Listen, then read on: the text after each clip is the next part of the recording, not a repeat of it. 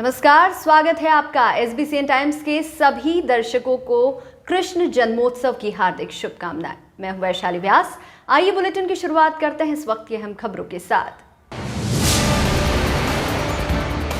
देश भर में धूमधाम से मनाया जा रहा है श्री कृष्ण जन्माष्टमी पर्व। मंदसौर में भी कृष्ण जन्मोत्सव को लेकर मची है धूम। विशाल शोभा यात्रा निकाली गई। अखाड़ा कलाकारों ने भी दिखाए करतब। मनासा में विश्व हिंदू परिषद स्थापना दिवस के उपलक्ष्य में निकाला गया विशाल चल समारोह। चल समारोह का किया गया भव्य स्वागत। पुलिस प्रशासन भी रहा मुस्तैद। प्रदेश की सबसे बड़ी मंडी में हुई लहसुन की बम्पर आवक। मंदसौर मंडी में 16,000 क्विंटल रही आज की आवक। लागत मूल्य भी न मिल पाने से किसान नाराज। और मंदसौर में श्री सावरिया गौशाला में 4 गाय बीमार। बारिश में भी सूखा चारा खा रही है गाय। फिलहाल गायों में नहीं मिले लंपी वायरस के लक्षण। एहतियातन फिनाइल का किया जा रहा है छिड़काव। देश भर के साथ साथ मंदसौर शहर में भी श्री कृष्ण जन्माष्टमी पर्व की धूम रही। शहर में अलग अलग स्थानों पर विभिन्न प्रकार के आयोजन किए गए। जन्माष्टमी के मौके पर विश्व हिंदू परिषद ने अपना स्थापना दिवस भी धूमधाम से मनाया, तो वहीं शहर में चल समारोह भी निकाले गए। शनि मंदिर व्यायामशाला द्वारा शहर में अखाड़ा कलाकारों के साथ भव्य शोभा यात्रा निकाली गई, तो वहीं ग्वाला गवली समाज ने भी जन्माष्टमी के मौके पर चल समारोह आयोजित किया। विश्व हिंदू परिषद के स्थापना दिवस जन्माष्टमी के मौके पर मंदसौर शहर में परंपरानुसार विशाल शोभा यात्रा अखाड़ा निकाला गया। इसकी शुरुआत खानपुरा शनि मंदिर से हुई और समापन गांधी चौराहे पर होगा। वहीं ग्वाला गवली समाज द्वारा भी शहर में भव्य चल समारोह निकाला गया।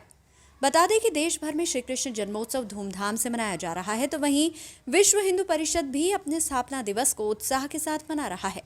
मंदसौर में विगत कई सालों से आज के दिन विश्व हिंदू परिषद के तत्वावधान में शहर सहित आसपास के क्षेत्र के सभी अखाड़ा कलाकार व झांकियां मंदसौर में एकत्रित होकर शहर में भव्य शोभा यात्रा के रूप में निकलती है, जिसकी शुरुआत खानपुरा शनि मंदिर से विधिवत होती है, जो कि सत्संग भवन सदर बाजार होते हुए गांधी चौराहा पहुंचते हैं।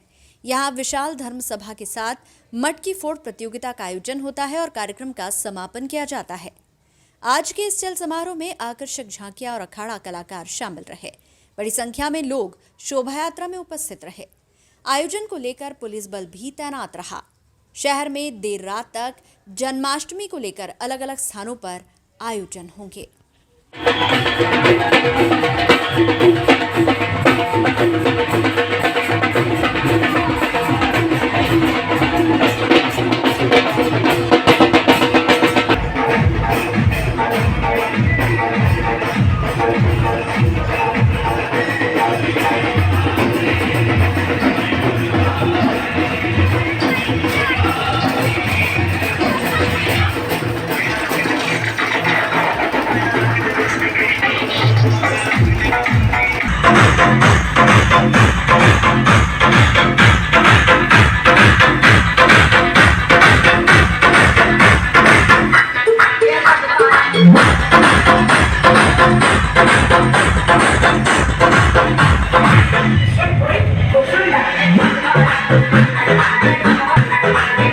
शुक्रवार को मनासा नगर में प्रतिवर्षानुसार इस वर्ष भी विश्व हिंदू परिषद स्थापना दिवस के उपलक्ष्य में विशाल चल समारोह का आयोजन रखा गया। विश्व हिंदू प्रमुख दुर्गेश राव ने जानकारी देते हुए बताया कि आज शुक्रवार को कृष्ण जन्माष्टमी के दिन मनासा नगर में विश्व हिंदू परिषद का 11वां स्थापना दिवस मनाया गया, जिसके उपलक्ष्य में 11वां विशाल चल समारोह का आयोजन रखा गया। चल समारोह दोपहर 3 बजे रामपुरा नाके पर स्थित बालाजी मंदिर से प्रारंभ हुआ, जो नगर के सदर बाजार, चौपड़ घट्टा, अल्हेड़ दरवाजा, सब्जी मंडी, बस स्टैंड होते हुए कारगिल चौराहा के अन्नपूर्णा मंदिर पर आकर समाप्त हुआ। इस भव्य आयोजन में डीजे, ढोल नगाड़ों के साथ वीर शहीदों की अलौकिक झांकियां, घोड़े आदि मनमोहित कर देने वाले आयोजन रखे गए। चल समारोह का जगह जगह लोगों ने फूलों से भव्य स्वागत किया। इस दौरान पुलिस प्रशासन भी मुस्तैद रहा।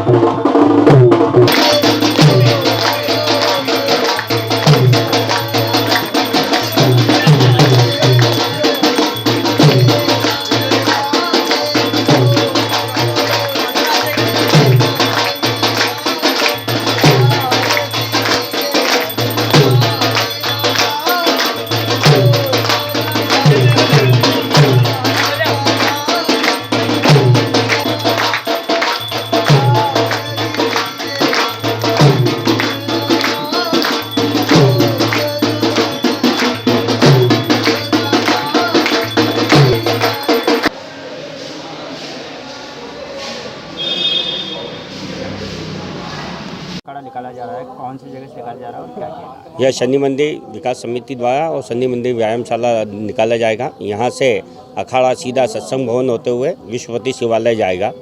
आज जन्माष्टमी का त्यौहार है और इस जन्माष्टमी के अवसर पर हम सबको बधाई देते हैं। साथ ही साथ सबसे बड़ी गौरव की बात है हम हिंदुओं के लिए आज विश्व हिंदू परिषद का स्थापना दिवस भी है, इसलिए हम आप सबको बधाई देते हैं। उम्मीद करते हैं कि आप हम सब इस त्यौहार को, जो कि 2 साल से कोरोना के कारण यह नहीं निकल पाया था, इस वर्ष अति उत्साह के साथ निकाल रहे हैं। आप सबका इसमें निवेदन है कि इन अखाड़ों के जो हमारे अखाड़े के कलाबाज हैं उन सबको कलाकारों को देखते हुए आप उन सबका यहाँ उत्साह बढ़ाने के लिए आएंगे। यह लगातार 40 वर्षों से निकलने वाला अखाड़ा है और मंदसौर का सबसे पुराना अखाड़ा है, इसलिए हम उम्मीद करते हैं कि इस साल यह अखाड़ा 2 वर्ष के बाद निकल रहा था और ज़्यादा से ज़्यादा जोर शोर के साथ निकलेगा और पूरी तैयारी के साथ यह अखाड़ा निकल रहा है। मैं सभी पहलवानों से यही निवेदन करूँगा कि अधिक से अधिक अपनी कलाओं का प्रदर्शन करते हुए जो गौरव मंदसौर का इन अखाड़ों को है उन गौरव को पुनः आगे बढ़ाने का प्रयास करें। जय हिंद, जय भारत।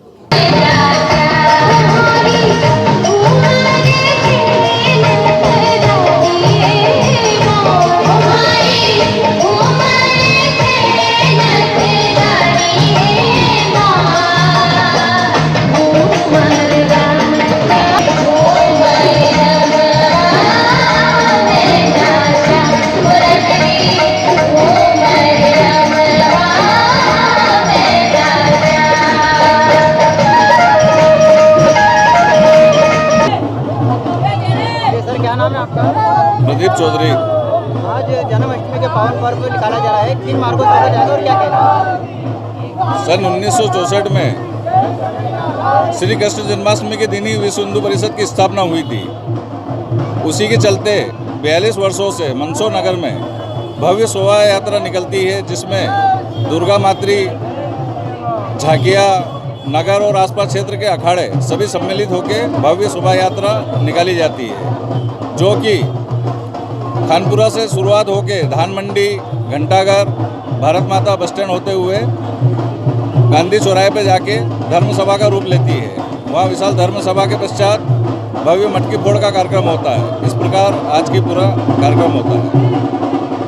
निकाला जा रहा है, कौन से क्षेत्र से निकाला जा रहा है और क्या कहना है? खानपुरा क्षेत्र शनि व्यायामशाला के करीबन विगत 40 वर्षों से यहाँ अखाड़े का प्रदर्शन युवा कलाकार बच्चे सभी प्रदर्शनी करते हैं और हौसला अफजाई भी रहती है कि युवा कार्यकर्ताओं में जो जिम का जो एक चलन चल गया है वह उसको समाप्त करने के लिए अखाड़ा का जो पुराने जो कलाकार थे वो अखाड़े के प्रदर्शन से उसमें हौसला रहता है।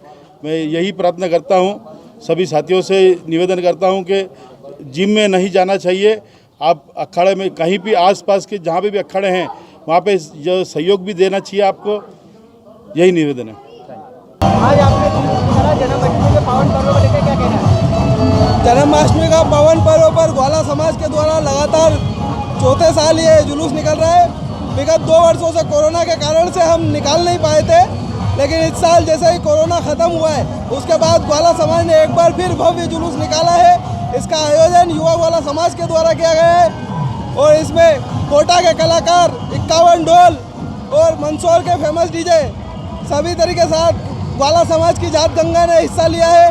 पूरी समाज के करीबन यहाँ पे 10,000 से ज़्यादा लोगों ने इसमें हिस्सा लिया है।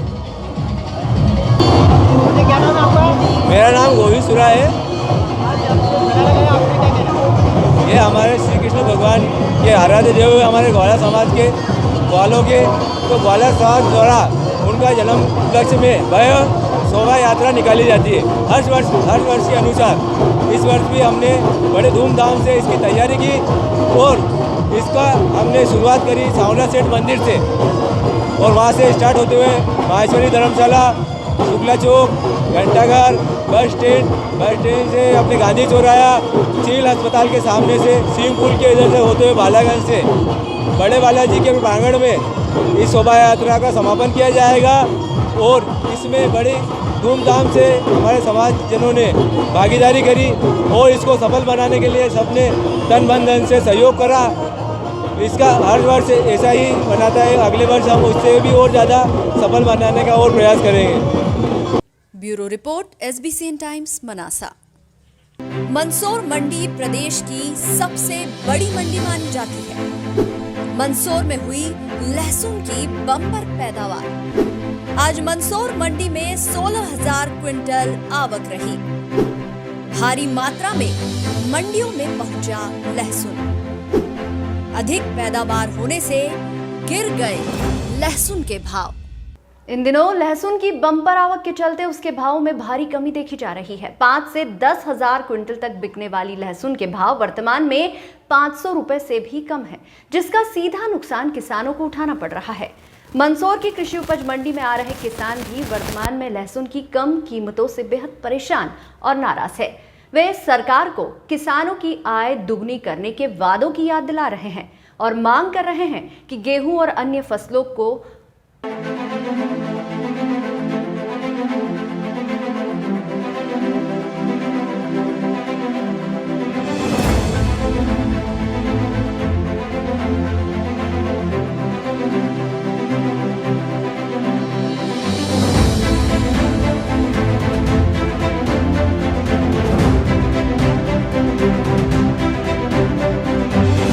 मंदसौर की कृषि उपज मंडी पूरे प्रदेश में बम्पर आवक और नकद लेन देन को लेकर जानी जाती है, लेकिन वर्तमान में यहां लहसुन किसान फसलों के उचित भाव को लेकर परेशान हैं। उज्जैन रतलाम से लहसुन बेचने मंदसौर आने वाले कई किसान हैं, जिनको लहसुन बेचने के बाद लागत मूल्य तो दूर बल्कि लोडिंग वाहन का किराया भी नहीं मिल पा रहा है। आलम यह है कि किसानों को लहसुन की फसल में फायदा मिलना तो दूर, उल्टा फसल में ही लाखों रुपयों का नुकसान उठाना पड़ रहा है। वहीं दूसरी तरफ यही लहसुन बाजार में अच्छे मुनाफे में बेची जा रही है। बाजार में सामान्य गुणवत्ता के लहसुन की कीमत 100 रुपए किलो से कम है। मंदसौर मंडी में लहसुन न्यूनतम 100 रुपए क्विंटल से लेकर अधिकतम 6,665 रुपए क्विंटल बिका है। आज मंदसौर मंडी में न्यूनतम 100 रुपए क्विंटल लहसुन बिका है, यानी 1 रुपए किलो लहसुन की आज कीमत रही है।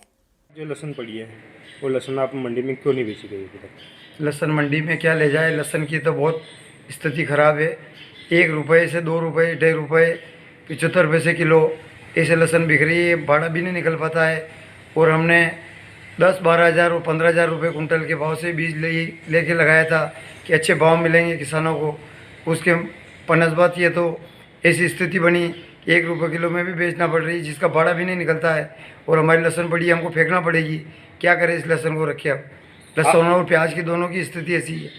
आप सरकार से इस विषय में क्या मांग करना चाहेंगे? सरकार से मांग करते हैं कि किसानों को उसकी लागत के हिसाब से पैसा दिया जाए और मजदूरी वगैरह के सब जोड़ के पैसा दिया जाए, ताकि किसानों की आर्थिक स्थिति सुधरेगी, अन्यथा किसान बर्बाद हो जाएगा। किसान चंदन बघेरिया का कहना है कि पहले मंडी आते थे तो चाय और खाना रेस्टोरेंट में कर लिया करते थे, लेकिन अब टिफिन भी घर से लेकर आना पड़ रहा है।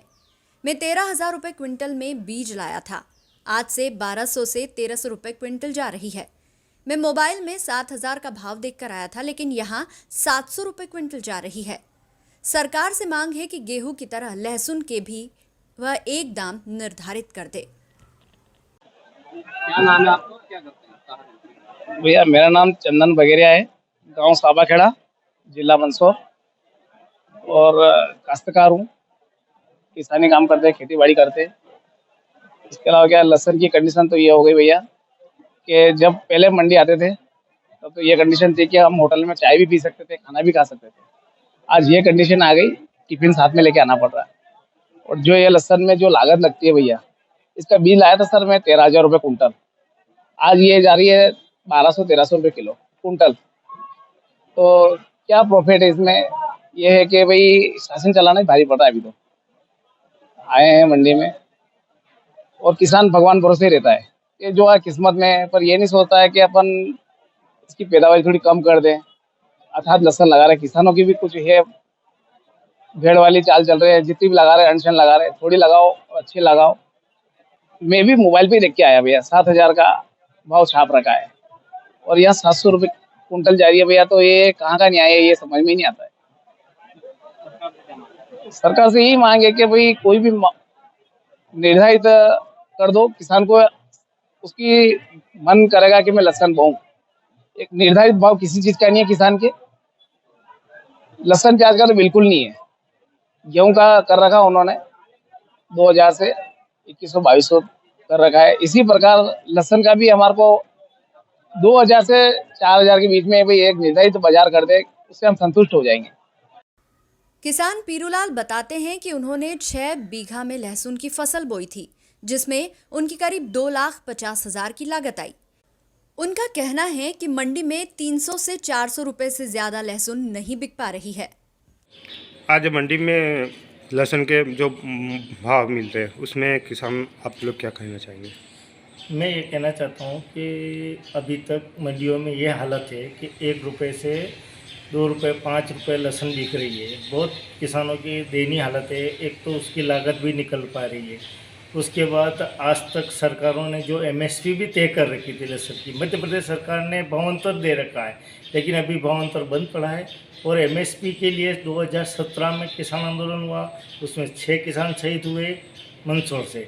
उसके बाद भी आज तक सरकार ने कोई MSP पे गारंटी नहीं दी है। और आज भी संयुक्त किसान मोर्चा आज भी MSP की गारंटी के लिए लड़ रहा है और लड़ता जा रहा है। हम भी सब उनके सहयोग में खड़े हैं।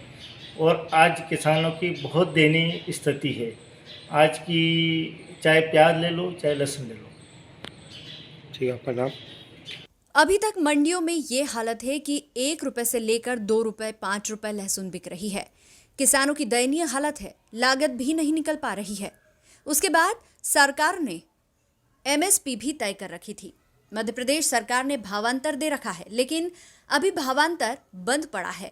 और MSP के लिए 2017 में किसान आंदोलन हुआ, उसमें से 6 किसान शहीद हुए मंदसौर में। उसके बाद भी सरकार ने MSP की कोई गारंटी नहीं दी है। और आज भी संयुक्त किसान मोर्चा MSP की गारंटी के लिए लड़ रहा है, वह लड़ता जा रहा है। हम भी उनके सहयोग में खड़े हैं और आज किसानों को बहुत दयनीय स्थिति में ला खड़ा किया है। चाहे प्याज ले लो या लहसुन ले लो। इनका कहना है कि लहसुन मंडी में तो क्या ले जाएं, लहसुन की स्थिति खराब है। 2 रुपये 75 पैसे किलो लहसुन बिक रही है, भाड़ा भी नहीं निकल पाता है। और हमने 10 रुपये से 12,000 रुपये का बीज लेकर लगाया था कि अच्छे भाव मिलेंगे किसानों को, लेकिन ऐसी स्थिति बनी कि 1 रुपये किलो में भी लहसुन बेचनी पड़ रही है, उसका भाड़ा भी नहीं निकल पा रहा है। हमारी लहसुन पड़ी हुई, इसको फेंकना पड़ेगी, क्या करें इस लहसुन का। लहसुन और प्याज की स्थिति ऐसी है, सरकार से मांग करते हैं कि किसानों को उसकी लागत का पैसा दिया जाए, मजदूरी वगैरह जोड़कर पैसा दिया जाए तो किसानों की स्थिति सुधरेगी, अन्यथा किसान बर्बाद हो जाएगा। पीरूलाल माली है सर मेरा नाम। मैं गांव रिंगनोस से हूँ, खेती करता हूँ सर। अब की बार 2.5 बीघे की 6 बीघे की लहसुन थी और हालात इतने खराब है सर लहसुन के कि 300-400 से ऊपर लहसुन नहीं बिक पा रही है और लागत हद से ज़्यादा है सर। मैं बताता हूँ आपको, 6 बीघे में 60,000 की 2.5 लाख रुपए तक की लागत हो गई सर। और लहसुन के हिसाब से 30-40 हज़ार की भी लहसुन नहीं हो पा रही है। मतलब किसानों की बहुत ज़्यादा हालतें खराब है। और अगर ऐसी स्थिति रहे तो किसान क्या करेगा, मतलब कहने का मतलब ये है। अभी आप देख लीजिए, कोई भी ढेर जो कंडीशन है 250, 300, 400, 500 से ऊपर नहीं बिक रहा सब माल। और जो रोग में आ रही है लहसुन, या लोग खेती जैसे लीज पे लेके कर रहे हैं, उनकी तो और ज्यादा हालतें खराब है सर। अब वो 20,000 रुपया साल खेती लेता है लीज पे, और जब उसमें फसल बोता है तो फसल की हालत ये है सर के 10 क्विंटल बीघे की लहसुन हो रही है सर। अगर 200-150 का भाव देखा जाए तो 1500-2000 रुपए की लहसुन हो पा रही है। अब सोचो आप क्या कंडीशन है किसान की। 1 बीघे में सर 60,000 की लागत मान लीजिए आप। भाव के हिसाब से तो सर देख लीजिए ना, 300-400 लहसुन जा रही है क्विंटल। ये हालात है किसान के सर। 6 बीघे में अब की बार 2.5 लाख रुपए का नुकसान है सर मेरे को।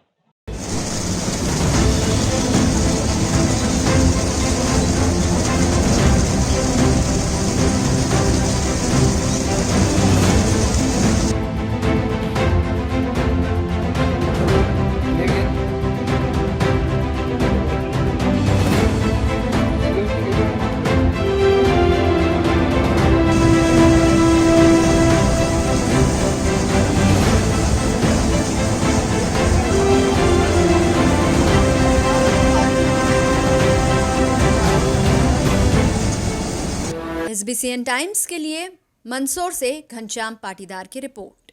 श्री सावरिया गौशाला में 4 गायें ज्यादा बीमार मिली जो उठ भी नहीं सकती थी। वहीं एक गाय शुक्रवार को मृत हो गई जिसे ट्रॉली में भरकर ले जाने की बजाय घसीट कर ले जाया गया। वहीं बारिश के समय में भी जहां सभी तरफ हरी घास खड़ी है पर गौशाला की गाय सूखे चारे पर ही निर्भर है।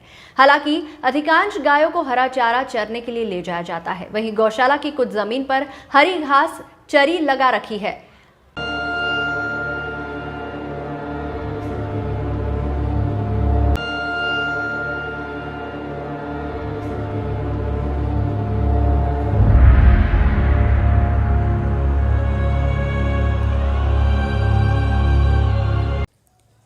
वहीं गौशाला की जमीन पर बटाई से सोयाबीन की खेती करवाई जा रही है जो नहीं होना चाहिए।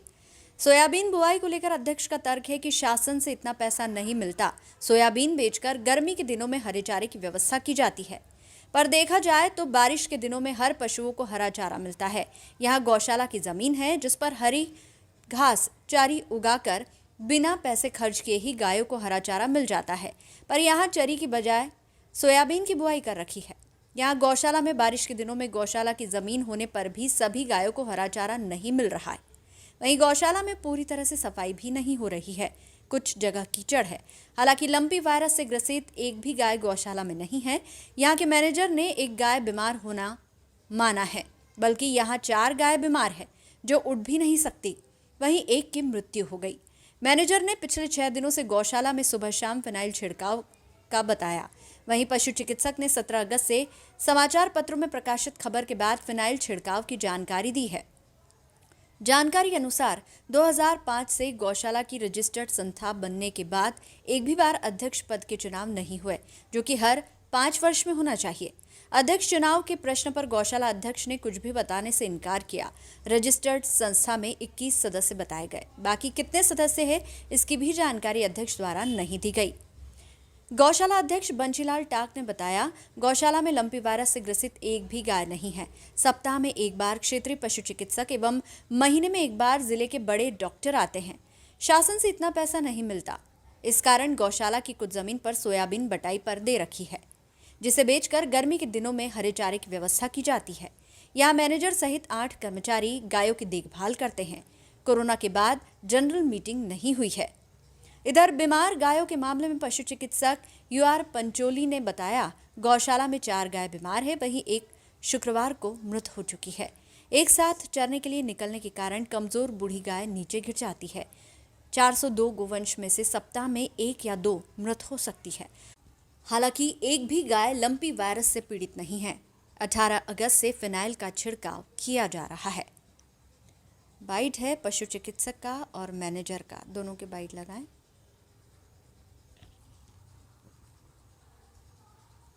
अभी करीब 3 गायें बीमार है।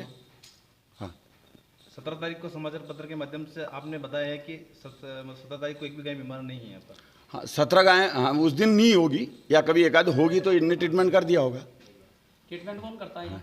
ट्रीटमेंट मैं करता हूँ और कभी ये बालक पूछता है तो ये भी इंजेक्शन लगाता है, दवाई वगैरह दे देता है। ये भी गौ सेवक की ट्रेनिंग कर रखी है इसने भी। अच्छा, सरकारी दवाई उपलब्ध होती है? सरकारी दवाई गौशाला के यहाँ से कोई नहीं। हाँ, यूँ मल्लम पाउडर वगैरह या छोटे मोटे इंजेक्शन जो हमारे यहाँ के अस्पताल के हैं हम भी आके लगा देते हैं, और बाकी जो कोई बीमार जानवर रहता है उनको लिख देते हैं, ले आते हैं, लगा देते हैं। खाने के लिए सर ये अलसी का जो चारा बगदा डाल रखा है, हाँ, तो इसके बारे में क्या कहना आप? कैसे? अब अलसी के वगदे से देखो कुछ जानवरों में परेशानियाँ तो हुई है, लेकिन मिक्स में इतना वो नहीं हो पाता है। प्योर अलसी के से थोड़ा नुकसान ज़्यादा होता है। सर, गाय जो पूरी तरह से मतलब क्षतिग्रस्त और घायल पड़ी है, इसके बारे में क्या कुछ कहोगे? आपने इसका इलाज? ये हाँ, इसके इंजेक्शन वगैरह लगाए थे उनने, और परसों पहले कमज़ोर गायें क्या होती है कि 10-12 या 15 गायें एक साथ जैसे हाँकी या कोई चमकने से आगे दौड़ी तो वो कमज़ोर गायें गिर जाती है। उसके ताकत वगैरह के इंजेक्शन वगैरह लगा सकते हैं अपन, पर एकदम ग्रो नहीं हो पाता उसमें। आज भी एक गाय मृत हो गई है। हाँ, गायें तो देखो अब 400 गायें हैं तो एक आध जानवर तो मर सकता है। कितनी गायें हैं गौशाला में? गौशाला में 402 गायें हैं। अभी जो फिजिकल वेरिफिकेशन हमारे सर ने किया था, हम हर 31 तारीख को फिजिकल वेरिफिकेशन डॉक्टर मोहन मुयल जी आते हैं मंदसौर से और वो करते हैं, और उसी आधार पे 6 महीने में इनका चारा भूसा का जो अलाटमेंट आता है। सर आपके कितने दिन में इसकी जो जांच करने के लिए जाते हैं? क्या मैं तो सप्ताह में एक बार भी आ जाता हूँ, 2 बार सप्ताह में तो 1 बार आ ही जाता हूँ, 2 बार 3 बार भी आ सकता। और जब भी ये कोई फ़ोन कर देते ना तो किसी भी, अब आज भी छुट्टी है उसके बावजूद भी मैं मतलब यूं नहीं कि यहाँ खैर गौशाला का आज फ़ोन नहीं था फिर भी मैं आया हूँ। गौशाला में कितनी गायें बीमार है? बीमार एक गाय है अभी। एक बीमार है? अच्छा, और कितनी मरी है? आज तो एक ही मरी। रोज कितनी मरती है यहाँ पे गाय? रोज तो वो ये नहीं है, एक दो दिन में एक। एक दो दिन में एक मरती। कितनी गायें हैं गौशाला में? 400 गायें। इलाज हो रहा है इनका? इलाज हो रहा ना। सरकारी दवाई से या प्राइवेट दवाई से? ये तो गौशाला ही मंगवाती है दवाई। सरकारी डॉक्टर नहीं आते यहाँ पे? आते हैं ना। सरकारी दवाई नहीं आती है? दवाई मेरे आने के बाद तो नहीं आई थी, पहले आती होगी।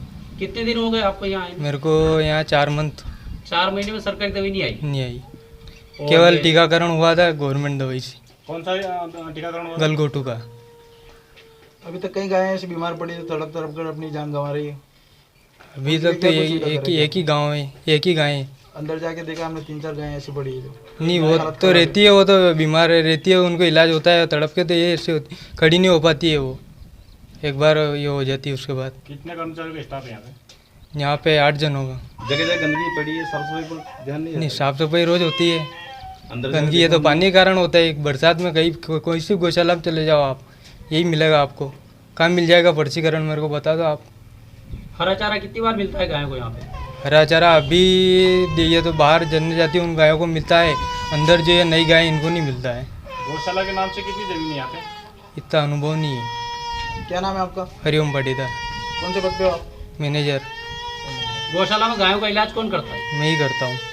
आप पशु चिकित्सा की डिग्री है आपके पास? पशु चिकित्सा की डिग्री तो नहीं है। फिर कैसे करते हैं? प्राइवेट कर रखी थी पहले, इसलिए करते हैं। आपको अनुभव है इसका क्या? कहीं का? इलाज का? हाँ, मैंने पहले ट्रेनिंग ले रखी है। ये जो गाय मरी इसमें कौन सी बीमारी थी? जानवर खा गया था इसको। तो कौन खा गए थे? जानवर बाहर से कोई भी। कुत्ते नहीं आते अंदर। अंदर गायें जो बीमार है उनको कौन सी बीमारी है? कमजोरी है उनकी, और क्या। किस वजह से कमजोरी है? जो नहीं खाती है चारा उनको कमजोरी आती है। और तो गायें चारा नहीं खाएगी, ये कैसे संभव है? ये संभव, आप भी देख लो यहाँ पे कितनी गाय बाहर रहती, कितनी अंदर रहती, कौन चलती। कितना स्टॉक है आपके यहाँ पे? सुधाना का 150 कट्टे आए थे, उसमें से 2 रोज डालते हैं सभी। और अभी 400 गायों को 2 रोज? हाँ, 400 गाय में 2 कट्टे डालते हैं। हाँ। अभी तो कहीं नहीं दिखा हमको वहाँ पे। नहीं तो इसमें डाल रखा था ना, इसमें डाल दिए। वो तो बाहर चरने जाती है, उनको नहीं डालते। मनासा तहसील क्षेत्र में अखिल भारतीय मेवाड़ा धनगर गायरी समाज व समस्त मालवा क्षेत्र द्वारा विशाल वाहन रैली का आयोजन किया गया। धनगर समाज द्वारा संत श्री 1008 अमराजी भगत के 180वें जन्मोत्सव के उपलक्ष्य में शुक्रवार सुबह रामपुरा से नर्मदिया धाम राजस्थान तक विशाल वाहन रैली का आयोजन किया गया, जिसमें मनासा तहसील क्षेत्र के गायरी समाज के वरिष्ठ जन शामिल हुए। वाहन रैली रामपुरा से शुरू हुई, जो कुकड़ेश्वर होते हुए मनासा पहुंची, जहां पर धनगर समाजजनों ने हासपुर नाका व मंदसौर नाके पर रैली का भव्य फूलों से स्वागत किया, जिसके बाद वाहन रैली ने नीमच की ओर प्रस्थान किया, जो निम्बाहेड़ा होकर नर्मदिया जी धाम पहुंचकर रैली का समापन हुआ।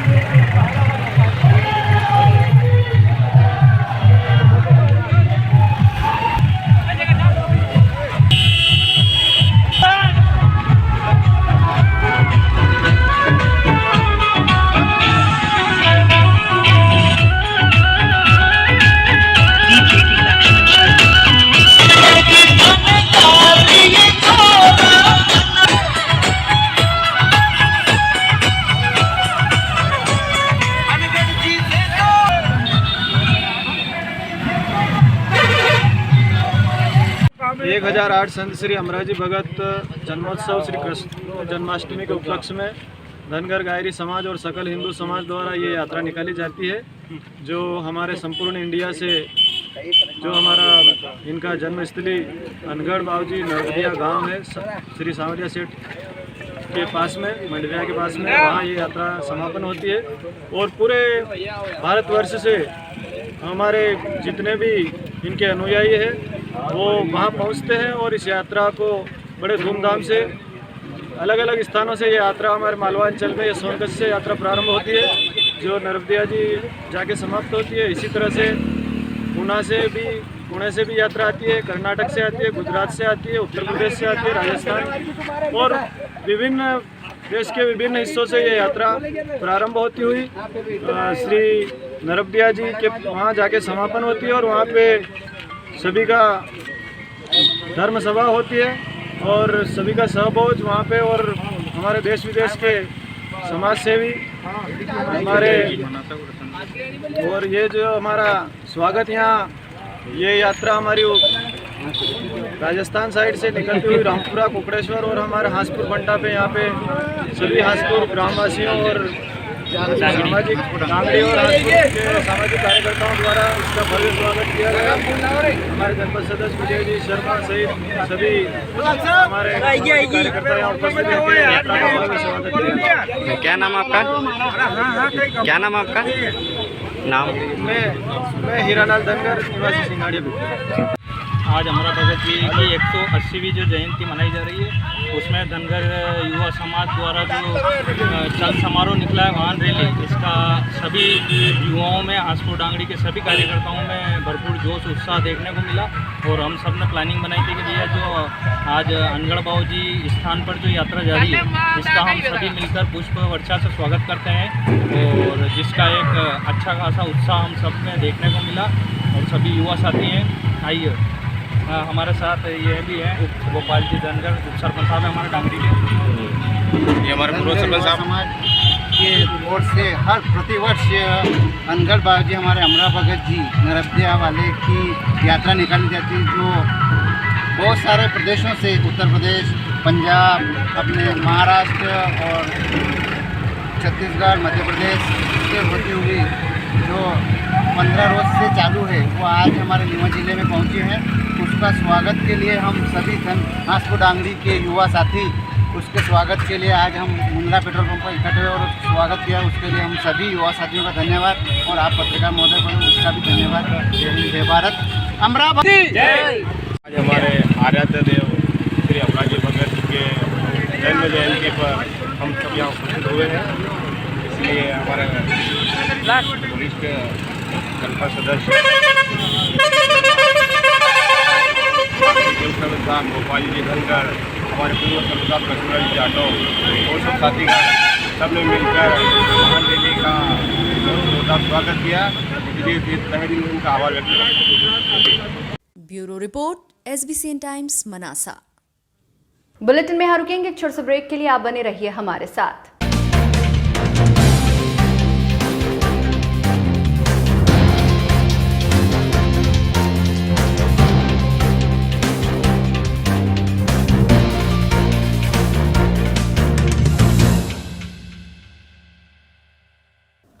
खाती समाज पर अभद्र टिप्पणी के मामले में सीतामऊ खाती समाज के लोगों ने प्रदर्शन कर सीतामऊ थाना प्रभारी को आवेदन देकर कार्रवाई की मांग की।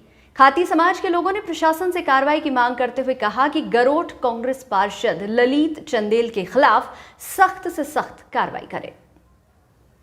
सोशल मीडिया पर खाती समाज के खिलाफ अभद्र टिप्पणी करने के मामले में जिले भर में खाती समाज आक्रोशित है। जिले भर में तमाम जगहों पर कार्रवाई को लेकर नारेबाजी कर ज्ञापन दिए जा रहे हैं। वहीं आज शुक्रवार को सीतामऊ थाने पर खाती समाज के लोगों ने बड़ी संख्या में एकत्रित होकर नारेबाजी की और सीतामऊ थाना प्रभारी को ज्ञापन दिया। खाती समाज के लोगों ने अभद्र टिप्पणी के मामले में कांग्रेस पार्षद ललित चंदेल पर कठोर कार्रवाई की मांग की है। व्यक्तिगत किसी से भी दुश्मनी हो सकती है, व्यक्तिगत मुझे भी गाली दे सकते, कोई दिक्कत नहीं, लेकिन पूरे समाज को अगर बीच में लेके और उसने गद्दार कहा है तो उस गद्दारी का सबक उसको मिलना चाहिए। और हमने आज अब ज्ञापन दिया है, उस ज्ञापन के मार्फत हम ये मांग करते हैं कि ऐसे व्यक्ति को अरेस्ट करना चाहिए कि पूरे समाज के खिलाफ इस प्रकार का बयानबाजी नहीं करना चाहिए। क्या नाम है? रमेश चंद मालविया। SBCN टाइम्स के लिए सीतामऊ से राजेश चौधरी की रिपोर्ट। नंदलाल के जन्मोत्सव पर शहर में मची धूम। बड़ी संख्या में गवली ग्वाला समाज द्वारा जन्माष्टमी का पर्व बड़े ही धूमधाम से हर्षोल्लास के साथ मनाया गया, जिसमें ग्वाल टोली राधा कृष्ण मंदिर समिति के तत्वावधान में विशाल भव्य चल समारोह निकाला गया, जिसमें कई प्रकार की झांकियों और आगे आगे डीजे की धुन पर कई समाजजन एवं बड़े बुजुर्ग, बच्चे, महिलाओं ने नाचते गाते जन्माष्टमी के पावन पर्व का आनंद लिया। जब भव्य चल समारोह शहर के प्रमुख मार्गों से निकला तो शहर में देखने लायक नजारा रहा, जिसमें बड़ी संख्या में ग्वाला समाज के लोग नाचते झूमते नजर आए। वहीं भगवान भोलेनाथ और राधा कृष्ण की मनमोहक झांकी और पीछे पीछे भगवान श्री कृष्ण का रथ चल रहा था।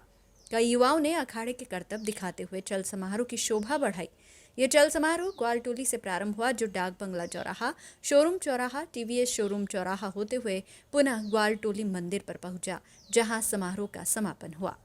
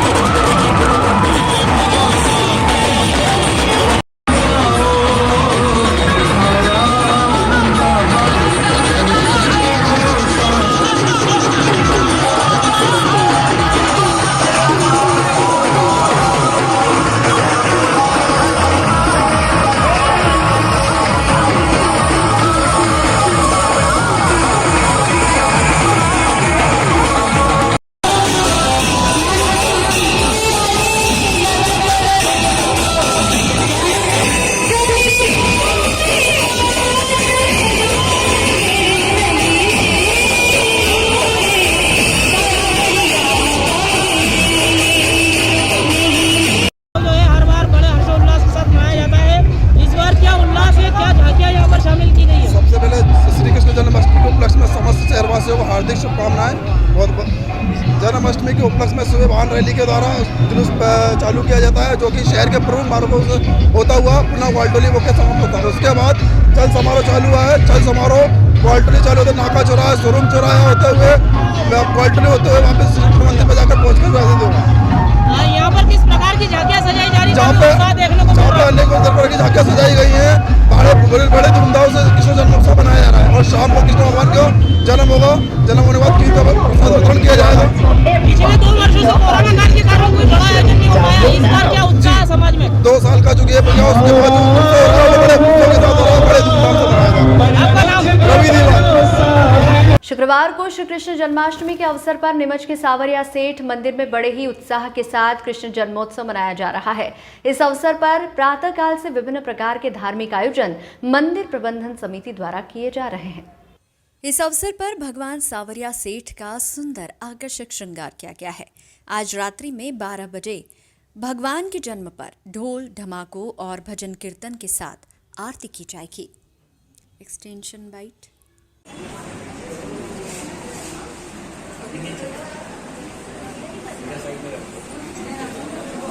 आज कृष्ण जन्मोत्सव मनाया गया है सांवरिया जी मंदिर पर।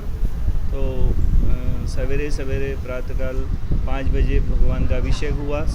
उसके बाद भगवान का श्रृंगार किया गया, महाआरती की गई, प्रसाद वितरण किया गया। महिला मंडल द्वारा दिन में भजन कीर्तन किए गए और मंदिर को पूरा सजाया गया है। सांवरिया सेठ मित्र मंडल द्वारा प्रतिवर्ष अनुसार इस वर्ष भी यहाँ पर जन्माष्टमी पर्व मनाया जा रहा है। 25 रात्रि में भजन संध्या होगी यहाँ पर, और जो स्थानीय कलाकार द्वारा भजन संध्या का आयोजन है। उसके बाद भगवान का भी श्रृंगार किया गया है, फूलों से मंदिर को सजाया गया है। सांवरिया मित्र मंडल 25 वर्ष से सेवा देता आ रहा है इस मंदिर पर, और रात को 12 बजे भगवान की आरती होगी। उसके बाद प्रसाद वितरण होगा। यही कार्यक्रम आज के रहेंगे। पंडित राजेंद्र पुरोहित, सांवरिया सेठ मंदिर। शुक्रवार को नीमच के ग्वाल टोली स्थित बालाजी मंदिर पर मलेशिया में ब्यूटी एक्सपर्ट प्रतियोगिता जीतकर लौटी नीमच की बेटी शीतल चौधरी का स्वागत किया गया। शीतल ने प्रतियोगिता में प्रथम स्थान हासिल किया है। इस अवसर पर पुष्पमाला पहनाकर और ढोल धमाकों के साथ शीतल का परिजनों और क्षेत्रवासियों ने अभिनंदन किया। वहीं शीतल ने बताया कि इस प्रतियोगिता में 18 जज थे जिन्होंने ये निर्णय दिया। उन्हें खुशी और गर्व है कि उन्होंने अपने देश का नाम रोशन किया।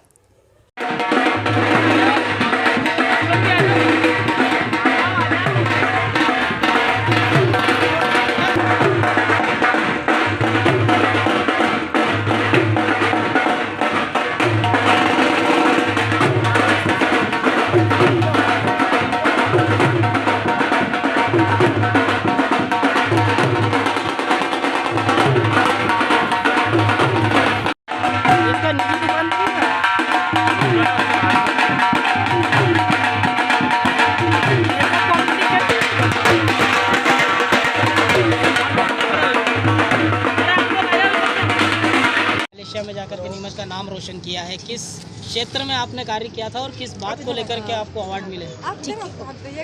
मैं नीमच की वासी हूँ, गौलटोली की रहने वाली हूँ। यहाँ से मैं मलेशिया गई हूँ और वहाँ पर इंटरनेशनल ब्यूटी एक्सपो में जो मेरा पार्टिसिपेट था और वहाँ पर मेरा फर्स्ट रैंक आया। और जो मेरा मॉडल थी उसका नाम सुरीति, जो मेरी मॉडल थी उसका नाम सुरीति है।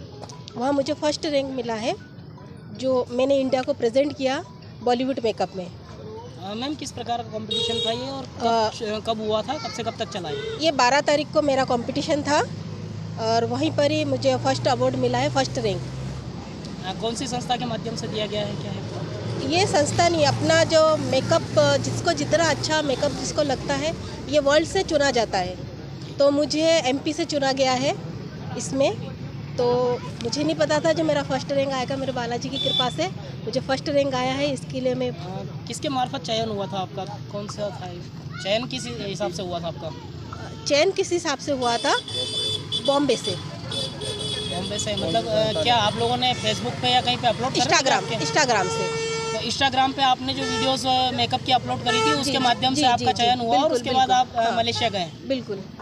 और वहाँ ऑर्गेनाइज़र है हमारा, उनका नाम क्या था? उनका ठक्कर, अर्चना ठक्कर, जो हम सबको इंडिया से लेके गए वहाँ पर।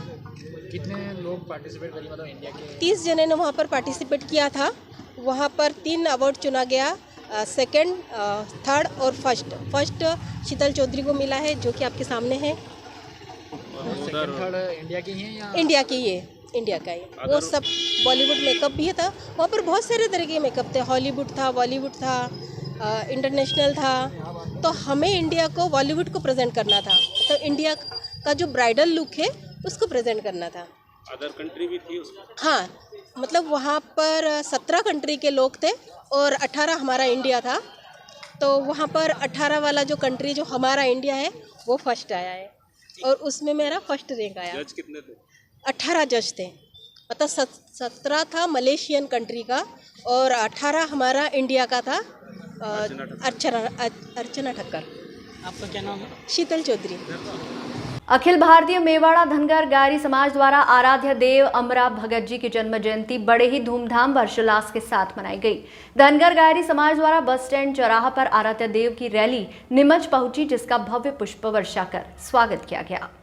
हर वर्ष की तरह जन्माष्टमी के दिन धनगर समाज आराध्य देव अमरा भगत जी की जन्म जयंती मनाता है। इस बार 180वीं जयंती मनाई जा रही है। देवास के समीप सोनगढ़ से प्रारंभ हुई, जो प्रदेश के प्रमुख जिलों से होती हुए सावलिया सेठ के समीप अनगढ़ बावजी के स्थान पर इसका समापन किया जाएगा। आज रैली नीमच पहुंची, जहां धनगर समाज नीमच के द्वारा भव्य रैली का पुष्प वर्षा कर स्वागत किया गया। रैली में लगभग 100 से अधिक यात्री अपने वाहनों से शामिल रहे। नीमच में स्वागत समारोह में नवनिर्वाचित जनपद अध्यक्ष शारदाबाई मदनलाल धनगर, रामचंद्र धनगर आदि समाज के कई वरिष्ठ कार्यकर्ता व समाजजन मौजूद रहे।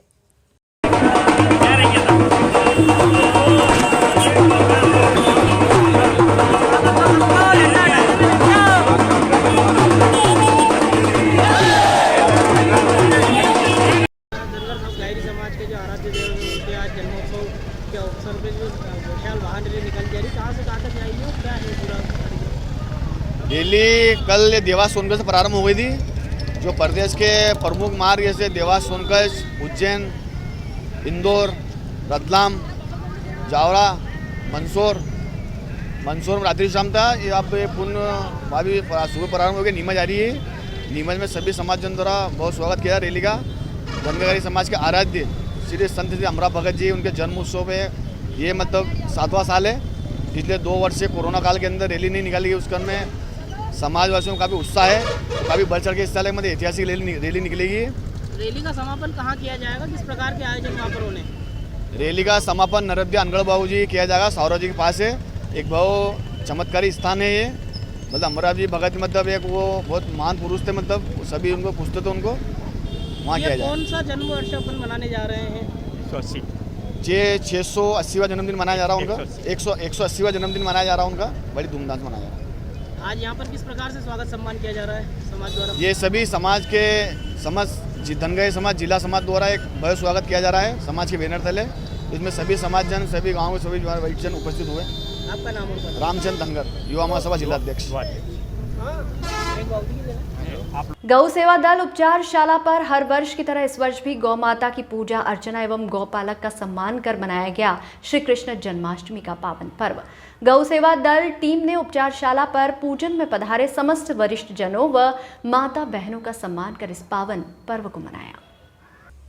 वहीं नीमच शहर के गौपालक पारितोष ताम्रकर जी अपने 4 गोवंश को एक परिवार के सदस्य की तरह रखते हैं। वहीं इन गोवंश को अपने परिवार के साथ वृंदावन की पावन नगरी तक यात्रा कराकर वापस नीमच लाए एवं नीमच में एक मिसाल पेश की। ऐसे सच्चे गौपालक का आज गौ सेवा दल टीम ने भगवान श्री कृष्ण जी की तस्वीर भेंट कर सम्मानित किया।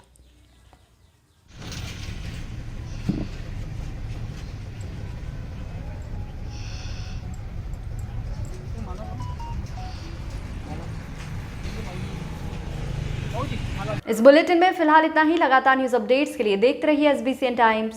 नमस्कार।